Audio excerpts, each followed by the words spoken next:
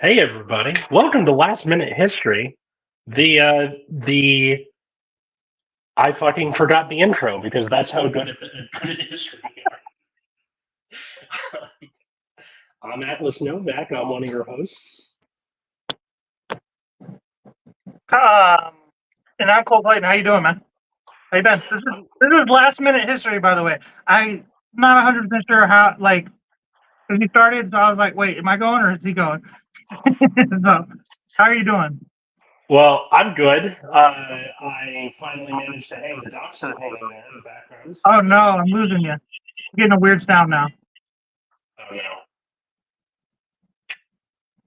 I'm getting, Anything? uh, I'm getting a weird feed from your mic. A weird feed? What kind of feed? It's like I don't know. It was fine the entire time we've talked in the background, but now all of a sudden, now it's gone. Okay. All right, I guess it's gone now. Let's go ahead and try now. All right. Hoping for the best here. Anyway. Here we go. Here we go. Managed to hang that dachshund painting behind me after like 6 tries because I was doing like a thumbtack and then sticky things and finally just gave up and put a nail in the wall. So RIP my security deposit. But What is it? It's what who's the author? what the painting behind me? Yeah. They're wiener dogs, all three of them. Yeah, but who's the author? I don't know. I just bought it at a flea market because I like wiener dogs. There you go. There you go. That's that new rich. That's that new America money, right? Like 2024 rich, where I you mean, gotta it was shop at a $20. yard sale to get like nice art Yeah, Amy. because Yeah, Amy. everybody's broke. Yeah, no, it was $20 at a flea market. I can make out the last name Long on there, but I can't. You did the signature thing, so I can't quite tell what the first name is. But something Long. Anyway, today on Last Minute History, Cole, do you know who Martin Luther is? You know, I kind of do, but I kind of don't. Okay, so like we talked about you said Martin Luther 100%. You said Martin Luther. Let's talk about Martin Luther. I got a lot of stuff I want to say about him. And then I was like, oh, okay, we're going to talk about MLK, something I actually know a little bit about. And I'll also spend the next 2 weeks studying. And I messed up. I fucked it up. I fucked it Much up. different guy. Yeah, Different guy, completely definitely. different. Right. Completely different guy. So I don't know anywhere near as much as I normally. It's not much, if I'm honest. I don't know anything. So, Okay, so did you grew up Christian? yes, yes. So I was raised Baptist. Baptist. What is that like? Did Baptist come from any of the big three sects of Christianity? Where you Uh, had- I just know that they don't like dancing. Like have you ever seen Footloose? It's pretty much just that. They don't like to have fun. Drinking's wrong. Dancing yeah. is of the devil. So like, Hmm. not that it. I will say I wasn't like heavily taught that, and it wasn't like I was like, like my parents weren't weird. My mom wasn't weird. My grandparents weren't weird. They just like whatever. But like that is what they taught in the churches, that we go to. So Baptist, the fuck you were. exactly. Wait, what does she mean by that? She swears she raised me Methodist, Oh, but we always went to Baptist churches. So look, I grew up like culturally Jewish, and aside from that, I didn't do the Christianity thing. I never went to church, none of this. So I don't know much about like the cultural impact of what Martin Luther ends up doing in the modern day. I just know that at the time, the two major sects of Christianity were Catholicism and like Eastern Orthodoxy, so like in Russia and the Ukraine, like Eastern Europe. But at the time, Catholicism, right? The Pope at this time in Europe in the 1500s, where Martin Luther is doing his thing here, Is your mom just gonna yell at us the whole time? Probably, yeah. That's what she does. That's her parenting style. Knock it off. He's fine.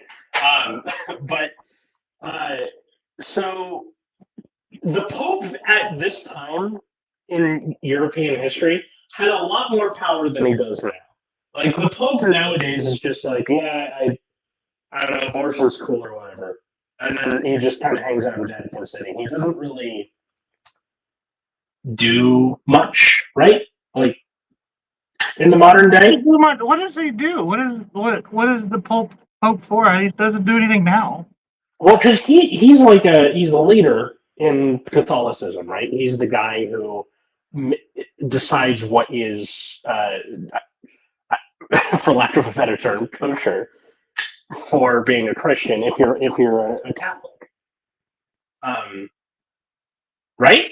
Like I know that when JFK was running for president in the '60s, there was an attack ad ran against him, like, oh, the Pope is going to tell Kennedy what to do, and then Kennedy's going to do what the Pope says because he's Catholic. Like, really? I didn't know that. But like by that point, the Pope wasn't declaring wars. He wasn't leading a country like a tyrant, you know.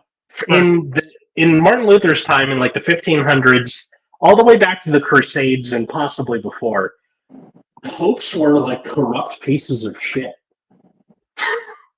Well, how do you like it is? Well, I guess like they probably the religious leaders probably had a lot of power and control back then, huh?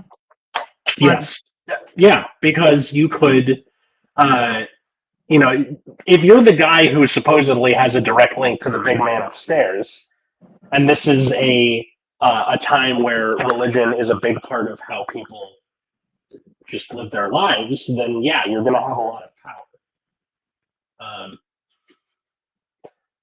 Don't be so sensitive, Atlas.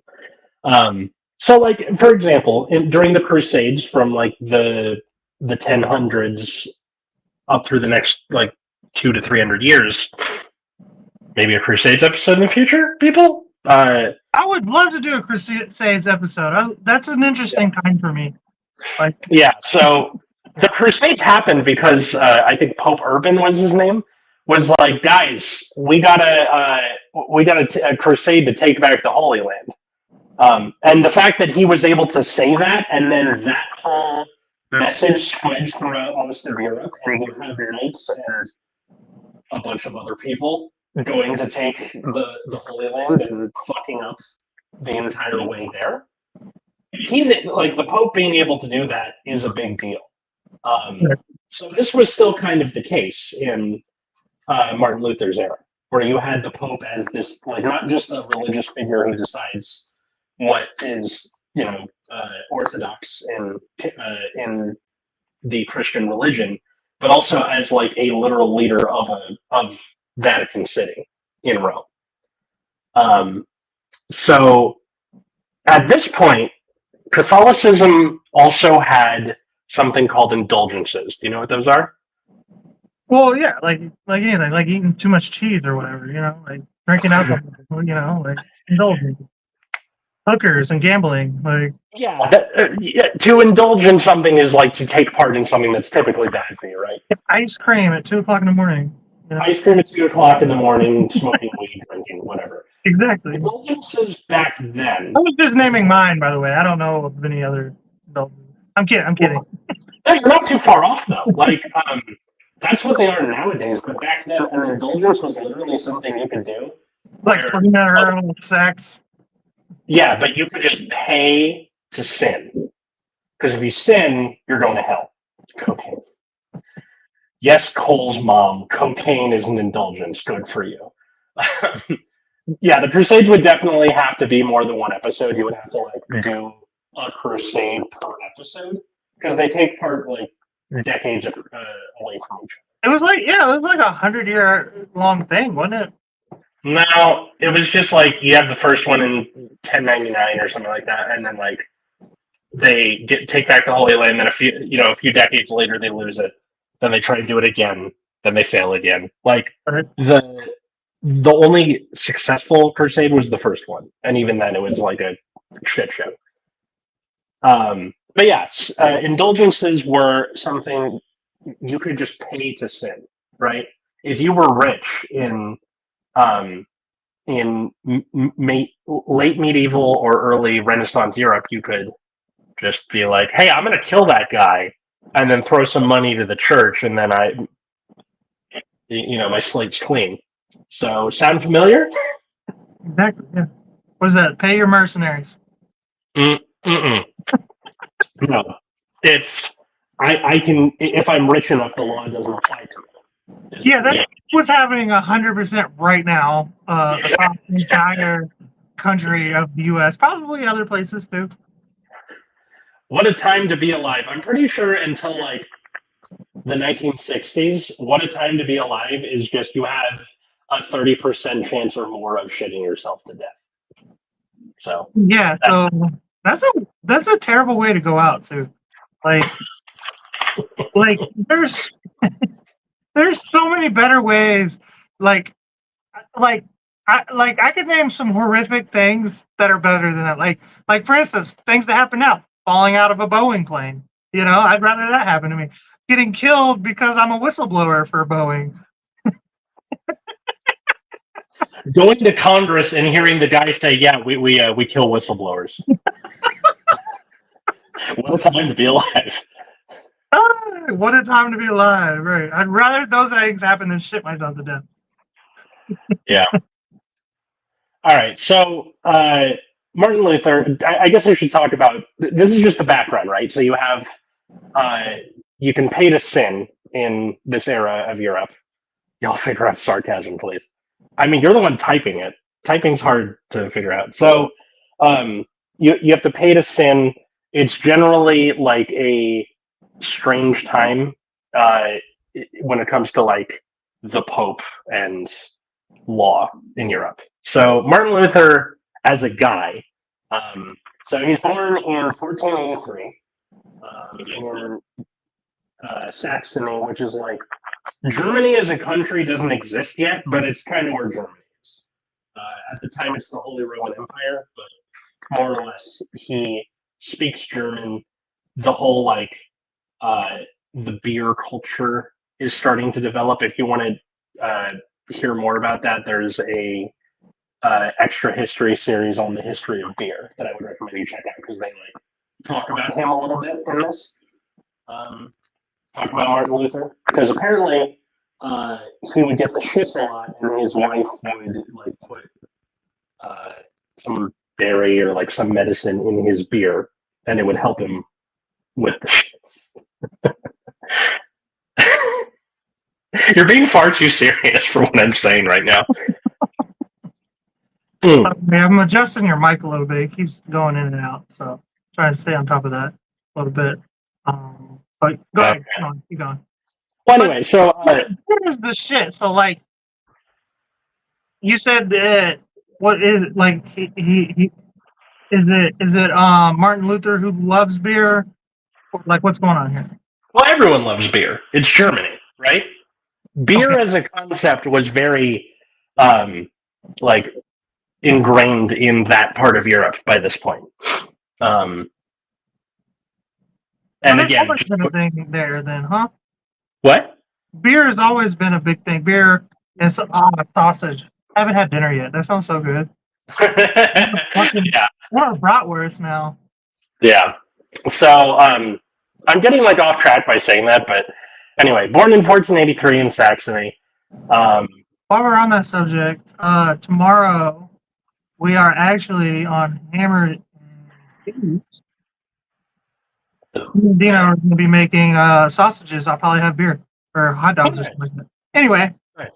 I felt like it was a good chance to shamelessly promote. Continue. Gotcha. All right. So his dad worked in the copper refining business and was a town councilor of the town of Mansfield. And his dad was a big part in of his upbringing. Like his dad was like a big figure in his life growing up.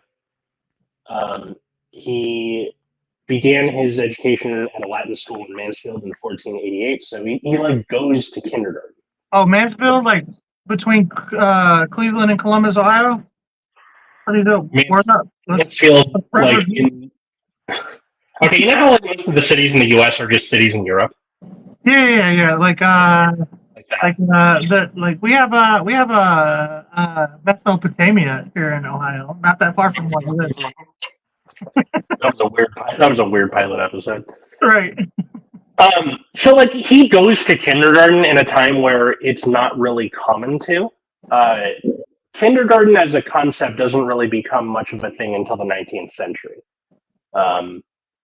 For the most part, it was just like, all right, make sure your kid can vaguely read, and even then, maybe not all that much. Like you do 4 years of education or 5 years of education, like 1 through 5, and then they kick you out into whatever trade you're trying to get into, right?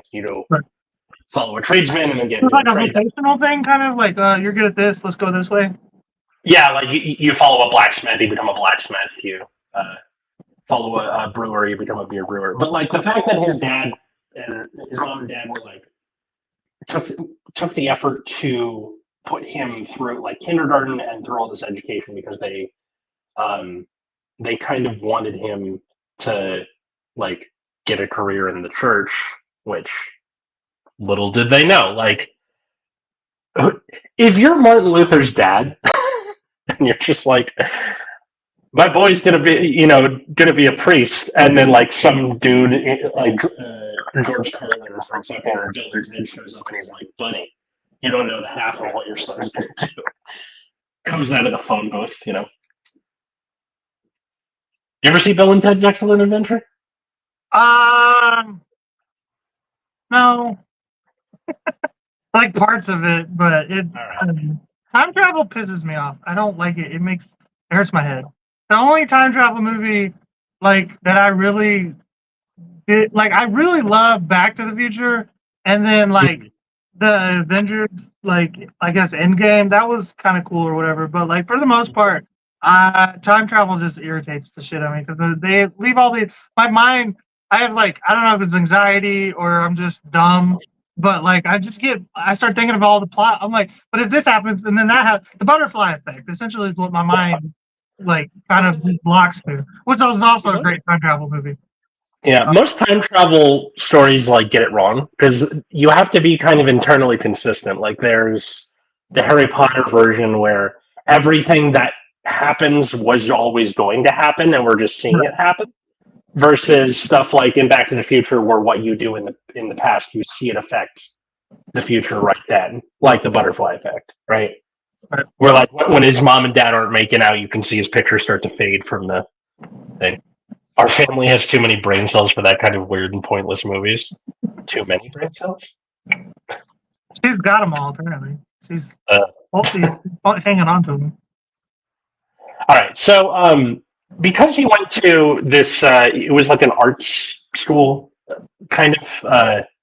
He was ineligible to pursue work in the higher disciplines of law, medicine, or theology. Was eligible, not ineligible. That. So, because they took the effort to educate their son more highly, he could, go into law, medicine, and theology. His dad wanted him to study law. So this is a big part of what he ends up doing later is because he has this kind of lawyer brain. He starts to question the teachings of the church, which eventually lead to the 95 Theses. That's going to be the end of the episode. It's such a clusterfuck anyway that I don't want to cover it unless we do it as its own episode. Okay. Rate, comment, subscribe, ask for it, maybe? Anyway, I'll put my IQ up to anyone. The less we cover the right now, the more it's like what is it? It's there's a word for it. Self-preservation. The less we cover now, the the more we have to cover later. Yeah. So hang on, where did I let's see. So by 1507 he began studying theology at the University of Erfurt.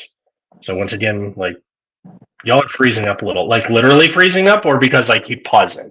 You did freeze a little bit, but you're fine now. All right. So he transferred to the monastery at Wittenberg in the fall of 1808. So after a year, he like drops out of college and joins a monastery from university. Actually freezing. Got it. See, my mom is behind the times. She doesn't understand how text works. It takes too long. Let me handle it. Yeah, like between when you type it and when it shows up on our end is you're freaking it out after it's over.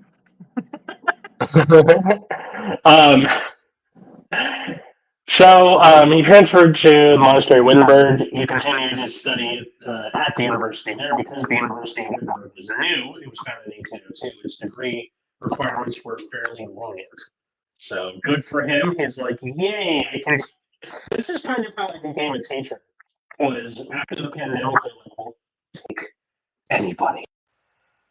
Please. Anybody come. So like, I think I had an easier time than someone like applying to become a teacher like 7 years before.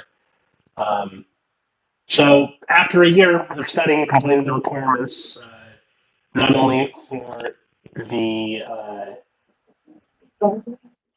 what? I'm having trouble reading these words. The baccalaureate in Bible, but also for the next higher theological degree, that of centenarius, which would qualify him to teach the 4 books of sentences, the standard theological textbook at the time. So he just kind of gets his credential in the Bible, more or less. Bro, last time you told me to tell y'all. So this is all, by the way, coming from Britannica.com, so the encyclopedia's website. And I know this sounds like dry, but I'm using all this for just to show that he has a very layered and like thick education in law and in the Bible, which is kind of what leads somebody to do this. This thing of like pissing off the entire Christian world all at once. I do that a lot on Twitter. What, piss off the entire Christian world all at once? I try my best. It's good for you. World, but it gets a lot of them. Mm-hmm. It's not exclusive to that group though, if I'm honest. So I get a lot of people on Twitter. A lot of groups of people, I should say. Gotcha. So all of this in mind, he is he's highly educated. He has the shits, which is a thing. I think that's kind of why he gets his like penchant for farts. We know this because he tends to compare the Pope during like the Protestant Reformation as like a noxious farting demon a lot. Like he keeps comparing him with like shit and farts. Because he's Martin Luther and thinks those are funny. So what is like what is he like what is his thing? Like why is he even a remarkable figure or whatever? I've heard of him before, but like what's his okay. What's he famous for, I guess? All right, so a quote here from Britannica.com. In the fall of 1917, an ostensibly innocuous event made Luther's name a household word in Germany. Irritated by Johann Setzel, a Dominican, by the way, this is not like Dominican is in the Dominican Republic. This is in Germany. There is an area named Dominica, so not related to the Dominican Republic. Got it? Cool. So he was a Dominican friar who was reported to have preached to the faithful that the purchase of a letter of indulgence, so once again, you can buy the ability to sin from the church, um, entailed the forgiveness of sins. So Luther, this pissed him off. He drafted a set of propositions for the purpose of conducting an academic debate on indulgences at the University of Wittenberg. So he's not immediately going for, I'm nailing the shit to the door, I'm pissing off everybody at once. He's going, okay, I don't like what you're doing, let's have a conversation about it, right? Right. You're doing the thing I don't like, I want to talk to someone about it. I'm part of the church, we should have a debate. So people think he did that, like did the 95 Theses thing, again, we'll get to that again, as like all out of nowhere almost, where he's like, you know what, fuck this. Bam. Look at it. No, it leads up to it. So he has the copy of the 95 Theses. I'm not going to read every single one of them because there's 95 of them.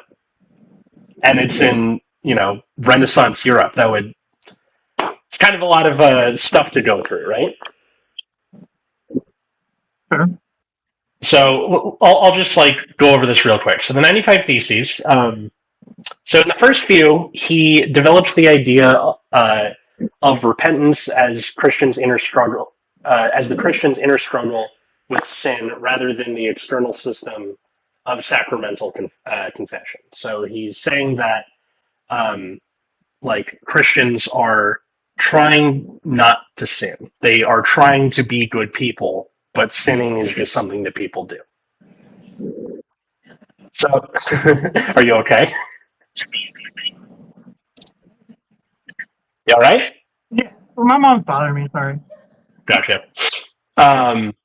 Okay, so 5 to 7 then state that the Pope, who Luther called the Vicar of Christ on earth, can only release people from punishments he has administered himself or through the church's system of penance, not the guilt of sin.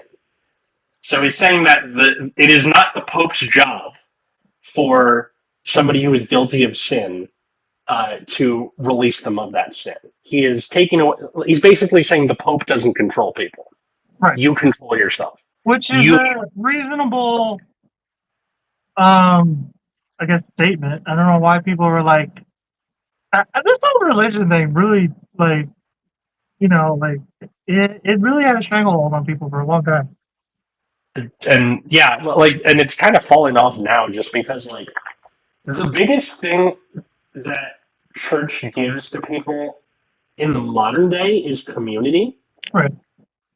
And, even then you start to see that fall apart because it's mostly this generation, and that community didn't continue to develop.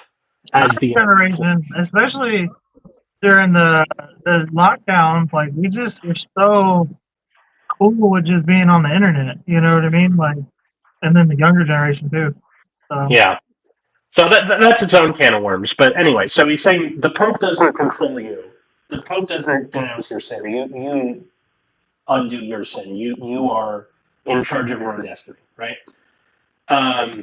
So 14 to 29, Luther challenged common beliefs about purgatory. So again, this isn't all that important to every individual thesis. You are welcome to look it up yourself. If I remember to, I'll send you a link with the full text for people to go through.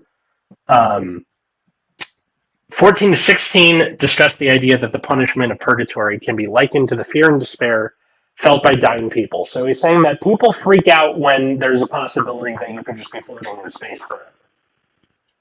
Right? Right. It's not knowing what's on the other side and having it be oh, you're just there and you can't go anywhere is inherently scary to a bunch of people, especially in this era of Europe. 17 and 24, he is saying that nothing can definitely be said about the spiritual state of people in purgatory. So he's not saying you're good or bad, right? He denies that the Pope has any power over people in purgatory in Theses 25 and 26. So that's another big thing, is that Just to clarify something, was this going on around the same time, or was this when this was happening? Was the Black Plague also happening, or was that before, during, or after? the Black Plague that you're thinking of is like a century and a half before. Oh, so it was way after. Not way after. Okay, so 150 years? That's way after. yeah, it is. So 1346 to 1353 is the Black Death. This is like early 1500s. Okay. Yeah. So there's like about 80 years before Columbus set sail to, I guess, The India. Black Death? No, Martin Luther. Martin Luther is about like 20 years after, or Martin, like this stuff going on with Martin Luther is happening about 20 years after 20 years Columbus. after. Okay. Yeah. Because Columbus leaves 1492. This is 1517. 1492. So- For some reason, I had 1592 in my head.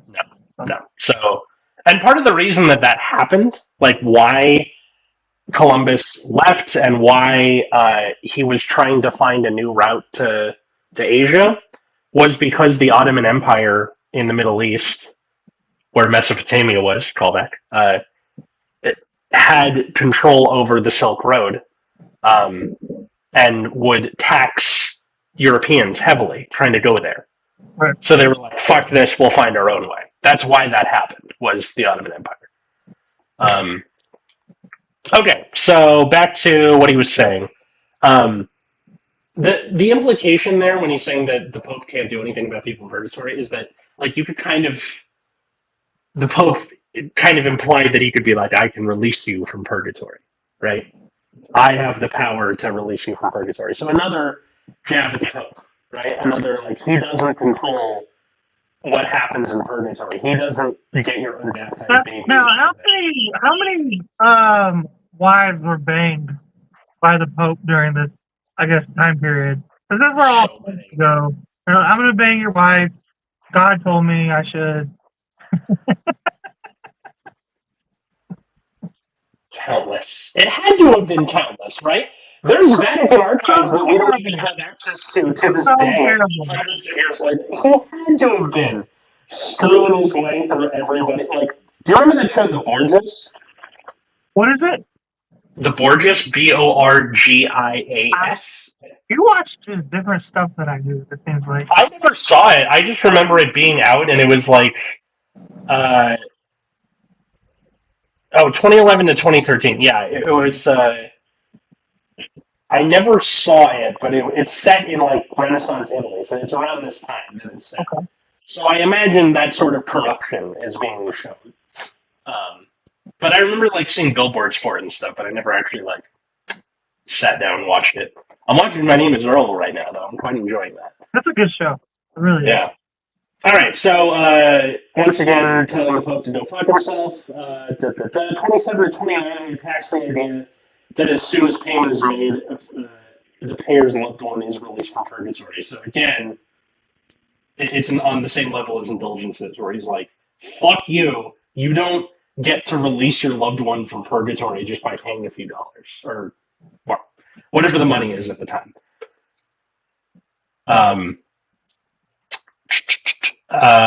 He sees it as, quote, he sees it as encouraging sinful greed and says it's impossible to be certain because only God has ultimate power in forgiving moments or punishments in purgatory.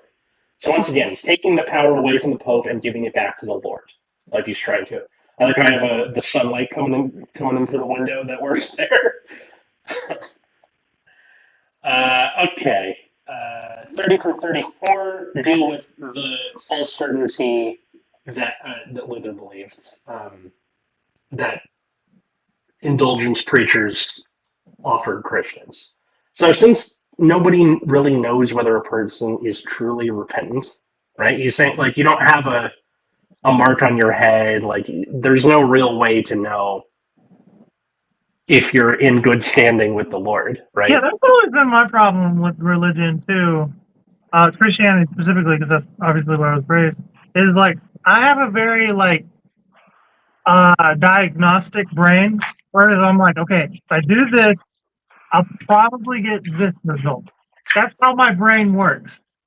So like when people tell me, well, you got to do this and you got to do that and you got to do this and you'll get into heaven, I'm just immediately as a child, I was like, this doesn't make sense to me.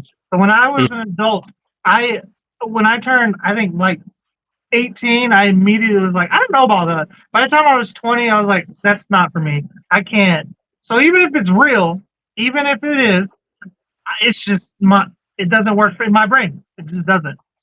So. Yeah, and like this is just like coming from me, where like I didn't really experience the whole church culture growing up, so all of this as a concept is almost foreign to me while I was researching this. Wait, so you said Which, you were raised kind of Jewish culturally, huh? So did yeah. you go more temple?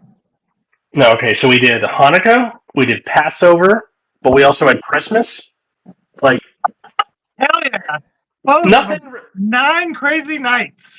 Yeah, pretty much. So like my parents like thought about bar and bat mitzvahing me and my sister, and they just didn't.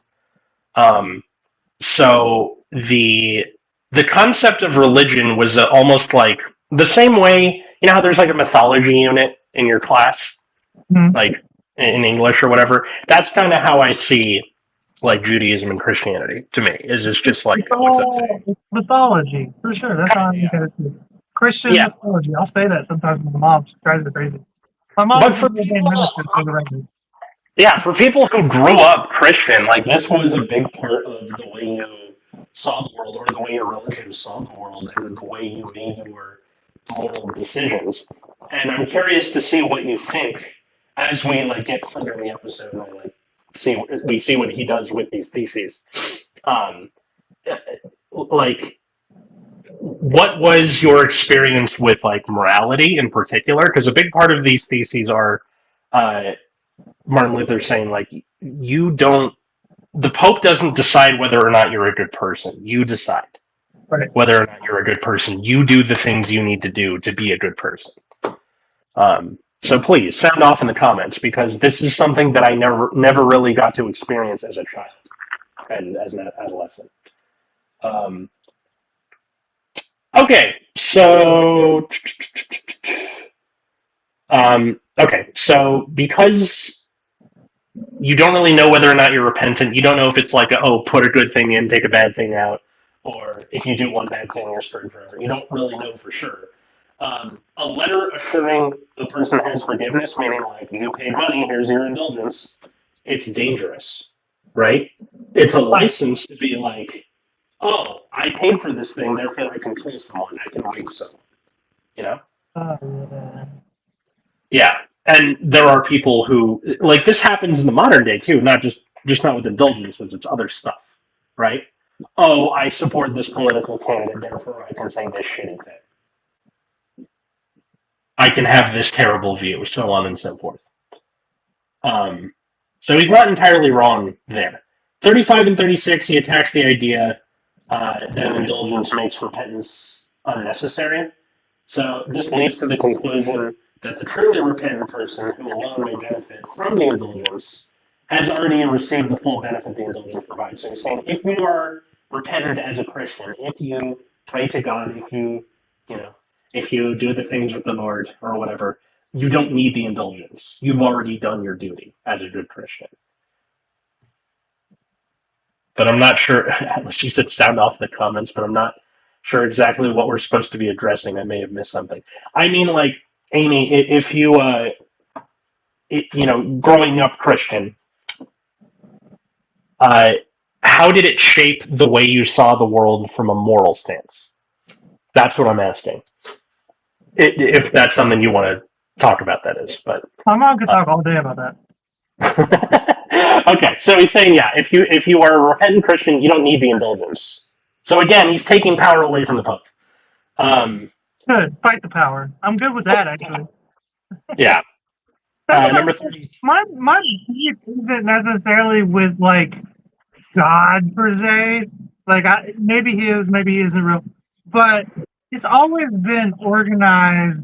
Honestly, this government anytime somebody tries to have like control over me, that's where I'm immediately like, I don't like this. Let's figure out how to take this down. You know? Yeah, I tend to chafe at that kind of like authority too.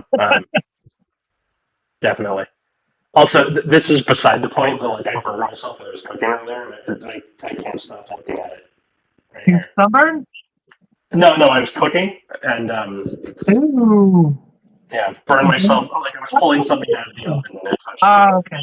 I can't stop looking at it. Sorry. Gotcha. Okay, give me a sec. Oh god, she's like, all right, I got it written down somewhere. Let me find it.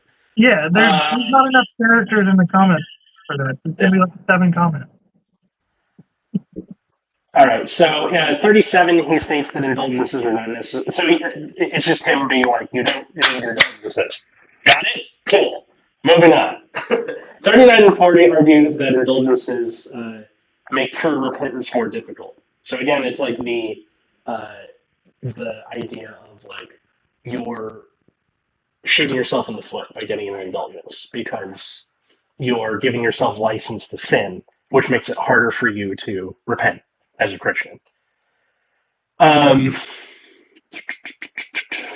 So 41 through 47, he criticizes, again, he's still going after the indulgences. Like, a big part of all of these theses are particularly fuck indulgences as a concept.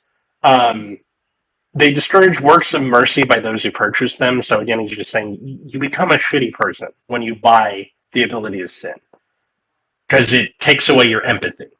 You feel less of a need to be a good person by doing that. 40. That just has been like mostly disproven, huh? By now, I feel What? like the whole idea that like if you don't have religion, then you have no reason to be a good person. Yeah, that's a it. Fucking conscience, you know. Yeah, but again, remember this is like the 1500s in Europe. Religion as a concept doesn't like atheism doesn't really start to be a thing on like a bigger scale until like the 1700s and the Enlightenment era. So that's where you get like the American Revolution, the French Revolution. That early? That's further back than I thought it was. I thought it was going to be more of a 20th century thing.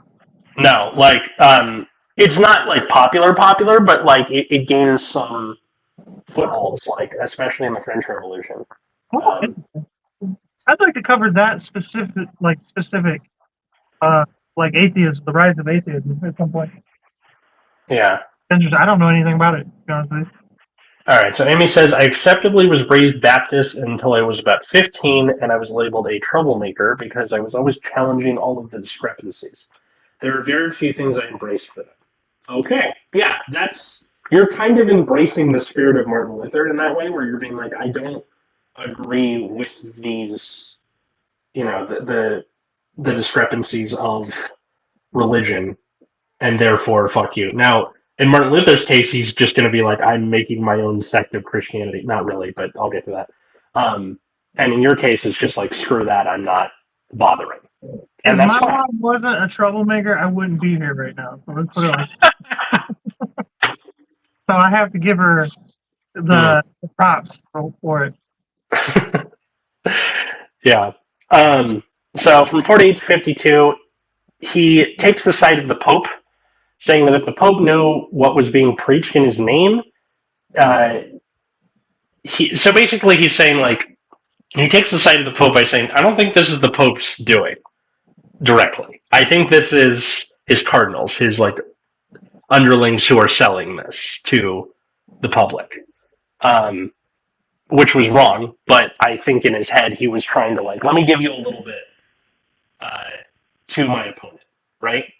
When you're debating, a good way to help make your point is to concede on things that help make your argument stronger. So that's probably what he was doing here by saying, like, okay, you got a point there, Pope, but also the rest of this is wrong, Okay. So okay, I feel like we're moving away from this question. That's why I'm going to ask.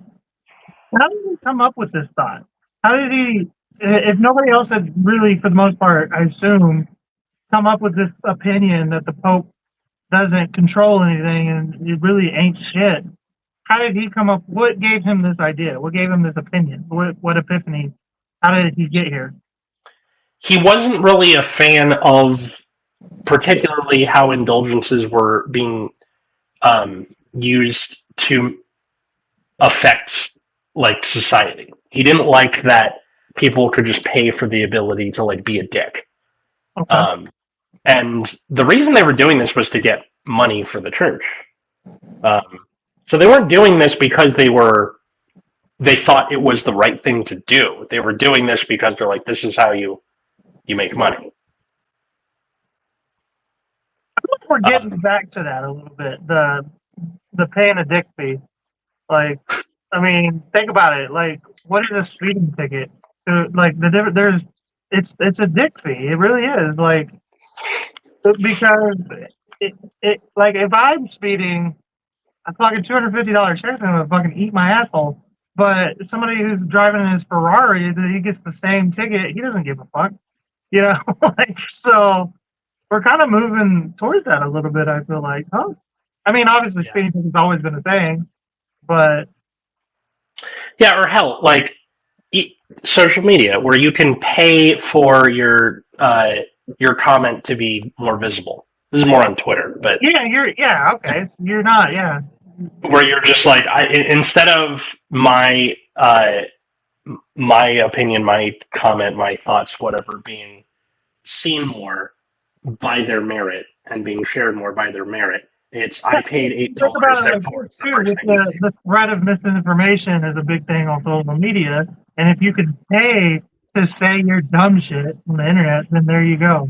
There's the dick fee. Yeah, the dick fee. That's what it is. That's what the episode should have just been called, the dick fee. The dick fee. I'll change it. No, don't, because that's probably like. Well, it'll probably get quashed somehow. Anyway, so I'm going to skip a couple parts because it's mostly just the same shit over and over, right? Indulgences are bad, the Pope is fucking up, etc. Okay, so 67 to 80, he discusses further the problems with the way indulgences are preached to the people. So the preachers promote indulgences as the greatest graces available from the church. So not only is it a thing that's available to you as a citizen to be like, I'm going to pay, just for the sake of argument, $12, not actually the amount of money it cost. It was a lot of money. I'm going to pay money so that I can be a dick. Not only is it that, but it's preachers being like, get your dick fees here. Don't forget, meet me after church. Pay $12. You look like you're sweating really bad. That's because I am Zara. It is 95 degrees in LA right now, and my AC doesn't work great in this room. I was trying to explain this to somebody the other day, but it's like even when you're inside and the air conditioner's on, it's like when it's cold outside. You know, when it gets real cold outside, it doesn't matter how much you crank the heat; it's in your bones.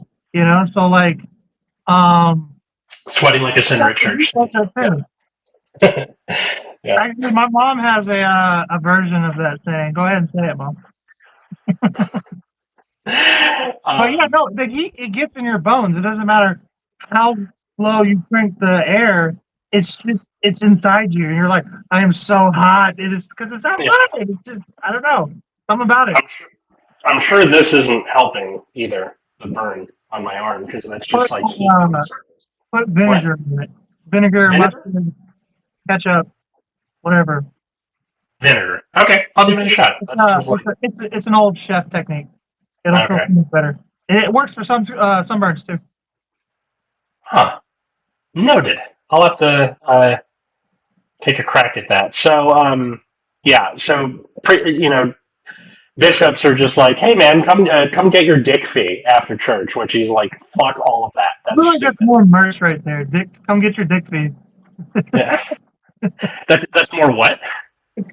More merch for the show. Merch. Yeah, pretty much. Come get your dick fee. Pay your mercenaries and get your dick fee. Yeah. And then Theses 81 to 91. This is complaints from people he knew. in his church career. So these are from other people mostly, where he's like, hey, it's not just me. Check out these people, right? He's platforming the people below him. Quote, he presents these as difficult objections his congregants are bringing rather than his own criticisms. How should he answer those who ask why the Pope does not simply empty purgatory if it is in his power? Why should he say to those who ask why anniversary masses for the dead, which were for the sake of those in purgatory, continued for those who had been redeemed by an indulgence? Luther claims that it seemed strange to some that pious people in purgatory could be redeemed by living impious people, unquote. So, like, it's not just him, where he's like, look, my congregants, my following, my followers are like, hey, they got some good points, man. Like, why is somebody who has paid the dick fee able to release people from purgatory, even if the people in purgatory were pious or not? You know? Yeah, there was always like a weird thing too. Like, why does paying get you like? Why did anybody think that I was like paying money means that I can sin now? You know, what I mean? Like I can break the rules. Like, All right. So with all this in mind, he's got this. For lack of a better term, it's a manifesto, right? Now, when people say manifesto, they usually think of like the Unabomber or like a Nazi, but manifesto in this case it's his opinions condensed down into this, you know, this writing. So he sends it to Setzel, the Johann Setzel, the guy who he didn't like, his superior. A request to put a stop to Setzel's extravagant preaching. He also sent copies to a number of friends. So he writes his thing and he sends it to like friends. So this is how he starts to kind of disperse the ideas a little bit first. So first he sends it to the guy he doesn't like and to his friends to be like, hey, check this shit out. So before long, Albert is the Albert of Mainz is the Setzel's superior. So we quote, Albert formally requested that official proceedings be commenced in Rome to ascertain the work's orthodoxy. Meanwhile, it began to be circulated in Germany together with some publications by Luther. So this starts to disperse a little bit before he puts it on the church door, right? He sends it to a guy, or to his rival's boss. His boss is like, this might have some legs. Let's talk about it. Gives it to his friends. This starts to spread. So the idea of the 95 Theses of like, hey, indulgences are bad. The Pope's kind of a dick. Don't pay the dick fee, right? All this is starting to spread through the Holy Roman Empire. So by the end of 1518, Luther received a new understanding of the pivotal Christian notion of salvation or reconciliation with God. Over the centuries, the Church had conceived the means of salvation in a variety of ways, but common to all of them was the idea that salvation is jointly affected by humans and by God. By humans marshaling their will to do good works and thereby please God, and by God through offering His favor and forgiving grace. So you are in charge of your own destiny. You are in charge of your own salvation. You humble yourself before God. God is like, got you, bro, and you're getting to heaven. So with all this in mind, hang on, I lost my place. I hate when that happens. What? I hate when that happens. Yeah. I lost a place one time. My baby mama still was there. So it was customary when proposing a disputation to have these printed by University Press and publicly shared at the time. So no copies of the Wittenberg printing of the 95 Theses have survived, but it's not surprising Luther was not famous and the importance of the document was not recognized. So he's got a small following, but it's not like catching on fire immediately. So what ends up happening,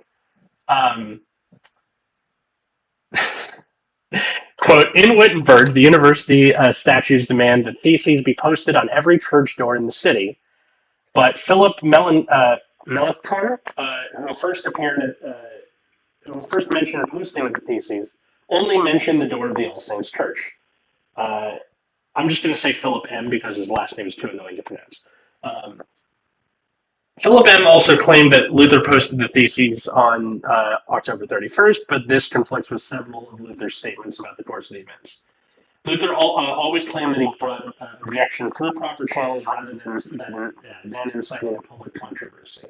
So it's not in his nature to be like, look at this shit, I'm posting this on the door. So it's possible that Luther later saw the letter to Albert as the beginning of the Reformation. He did not post the theses to the church door until mid-November.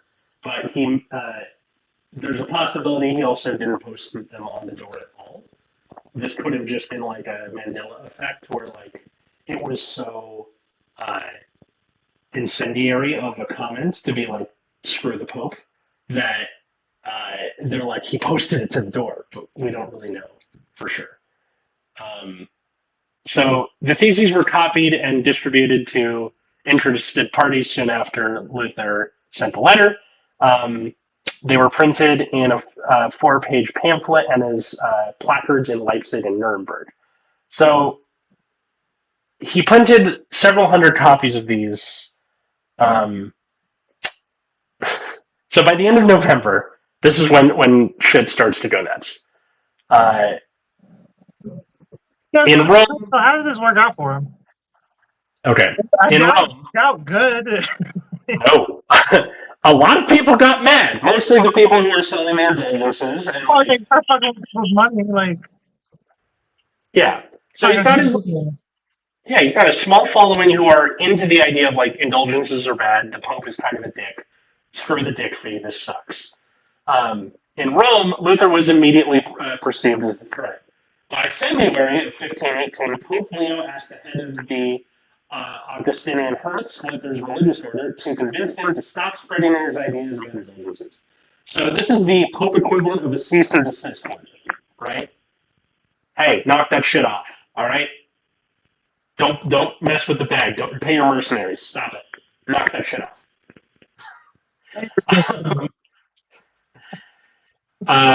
So Sylvester Mazzolini was also appointed to write an opinion which would be used in the trial against him. So they're getting ready to convict him. I feel like there's a way he could have gotten away with it too. Like if he just paid his dick fee, he would have been able to say that dick fees are dumb. Like, right? That's how that works, right?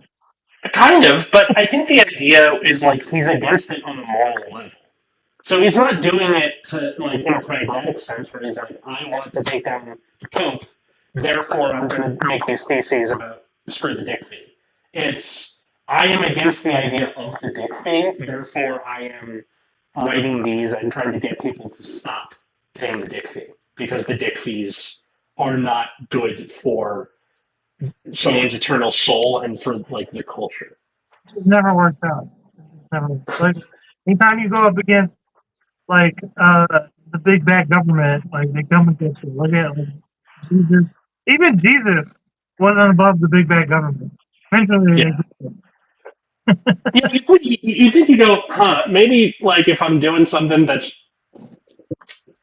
kind of incendiary to the government, maybe I'd end up like Jesus. But maybe he didn't care, right? He was a preacher. He understood the implications of going against a big bad power. Right.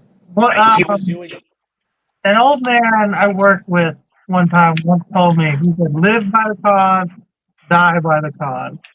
When I didn't really get it, but basically what he's saying is if you want to have a cause to live by, understand that you will probably die by that cause. Yeah. So by October of 1518, so about a year, after he posts the things on the door. Maybe, we don't know for sure, right? There's like the possibility he didn't. But the point is, it spread far enough and wide enough where the Pope was like, knock that shit off, and he's like, no. So about a year later, he was summoned by the authority of the Pope to defend himself against charges of heresy before Thomas Cajetan at Augsburg. Cajetan did not, if I'm mispronouncing any of these, sorry, that's just how it works, did not allow Luther to argue with him over his alleged heresies, but he did identify 2 points of controversy. So he's like, look, you're not here to debate. I'm not going to debate with you. I'm here for the dick feet. Like, just don't. We're not doing this. But 2 things I want to ask you about. The first was against the 58 Thesis, which stated that the Pope could not use the treasury of merits to forgive the temporal punishment of sin. So the actual thing about the dick feet, right? Where he's like, you're saying that the Pope can't forgive sin through money. And this contradicted the papal bull Una Gentius promulgated by Pope Clement VI in 1343. The second point was whether one could be assured that they had been forgiven when their sin had been absolved by a priest. So Luther's explanations on Thesis 7 asserted that one could, based on God's promise, but Cajetan argued that the humble Christian should never presume to be certain of their standing before God. So a little ironic, considering that Luther's like, hey, you can't really be sure. And then the guy who's for the dick fee, if we're boiling this down, is like, you can't really be sure. He's like, yeah, I already said that. Cool. Lost my place again. Okay, so Luther refused to recant and requested that the case be reviewed by university theologians. This request was denied, so he's like, hey man, live by the cause, die by the cause. So Luther appealed to the Pope before leaving Augsburg. Luther was finally excommunicated in 1521 after he burned the papal bull threatening to recant or face excommunication. So live by the cause, die by the cause. Now, they didn't kill him, but they were like, get out. Fuck you. You're not a Catholic anymore. And he was like, that's fine. I'll go make my own sect with blackjack and hookers. So that was this guy? I heard about this. What? I didn't know it was him. Yeah. I thought the divide of sectors of the like church. What is it, Presbyterian or something else? I don't really know where like Baptists and Presbyterians. I just know the original 3 were Catholics, Orthodox, and Protestant. Catholic, Roman Catholic. What did she say? I don't know. Okay. But yeah, so this is how like the Protestant Reformation is its own can of worms. If you want to hear about that, let us know. But yeah, that's Martin Luther, the original troll, and he lived by the cause and died by the cause. So good for him. I think. Well, I just now that we're monetized, like I don't want to put shit poster in the title because they don't like that. Everyone can use the word shit in the title. Yeah, I just said shit poster because he thought farts were funny, so I thought I had like the whole thing. I got it. It's just dumb YouTube. Yeah. So yeah, what do you think? What do you think about this Martin Luther guy? He's pretty cool. I like him. I liked what I learned. He sounds. I wouldn't doubt that I'm related to him just based off of demeanor. Yeah. But yeah, he sounds like a upstanding gentleman. So they didn't kill him. What? They didn't kill him. No, because I think he didn't have enough of an effect originally for them to be like he needs to die. They were just like, get out. That was really anticlimactic. I gotta be honest. Well, the Protestant Reformation is like after this, and it is a whole like crazier thing. And yes, that he does have an effect in the future that causes a lot of not damage, but just like indirectly, kind of, I guess, just through his church. Like a lot of conflict between the Protestants and the Catholics to this day, right? Protestants and Catholics don't usually like each other very much. So I've heard. Again, Jewish, don't know. But I don't know either. We got very like Texas is dominated by baptism. It really Methodist a little bit, which is just like Baptist light. And then yeah, Roman Catholic is a big thing in Louisiana, but they kind of do their own thing. Yeah, sure. But yeah. so yeah, I didn't really come into contact much with those two things. Yeah. So that's pretty much that, I guess. Anything else you have to say about the OG troll, Martin Luther? No, I think that's about covers it. Sounds like a cool guy. Remember to pay your dick fee going through the rest of this week. Yeah. Come get your dick fee, pay your mercenaries. It's really coming down to just, go to work so you can pay your mercenaries and your dick fee. So. Yeah. Yeah. So if people have requests for future Last Minute History episodes, please comment below, because I usually just kind of pull these out of thin air, or if I'm researching something that interests me, I'll float it to Cole. But yeah, and don't forget tomorrow, guys. Check out Hammered and Cheese at 7:30. I think we're still working out, cranking out the details, but we are going to make either a hot dog or a sausage. I believe hot dog, so like a gourmet hot dog. And then Wednesday, with me and Kyle, Petrila, where the fuck is the Sketched Out? Oh, there you are. Sketched Out. It's just the background. God damn it. that's okay. What's there? Yeah, check out Sketched Out. We have Willie Santiago coming on from Cleveland. And then you guys can also catch out. Earlier today was Life of Giants. Do check that out. You can watch it anytime with Kyle and Dino. Every Saturday, you can see me and my sister on the Greatest Goddamn Show on air. This Saturday, I don't know what we're making yet, but me and my son are going to be doing every other weekend meals. And following the next day, Generation Dan with Atlas and Dino. Yep. And so Atlas also has Nexus at Night. When is that again? That comes out on Saturdays. So every Saturday, Nexus at Night. You said you want to talk about Generation Dan? Oh, no, Generation Dan, we record them on Sundays, but if you miss the live stream, it comes out on our YouTube channel and the like your RSS feed, like wherever you get podcasts, on that week's Friday. So like every Friday, you can listen to it whenever. You can always go back. So yep. The newest episode at the time of us recording this is the 150th episode, with my dad and his two friends from when they were ski bums in Aspen in the 70s. And y'all been doing that like almost 3 years then, huh? I think so. Yeah, about give or take. I think we've only missed like 2-3 episodes total. Well, that's pretty good. Stuff. Yeah. So yeah, check that out, or just follow me at Atlas Novak on all the socials, TikTok, all that good stuff. I'm currently working on every day. You probably are watching me on one of the things now. Yeah, pretty much. Yeah. Or the Epileptic Comic on YouTube is. Epileptic Comic. All right, appreciate you guys. We'll be back. We'll be back in 2 weeks. We are going to be talking about pirates, and we're probably going to have our first guest. We're gonna see. All right. Later, guys.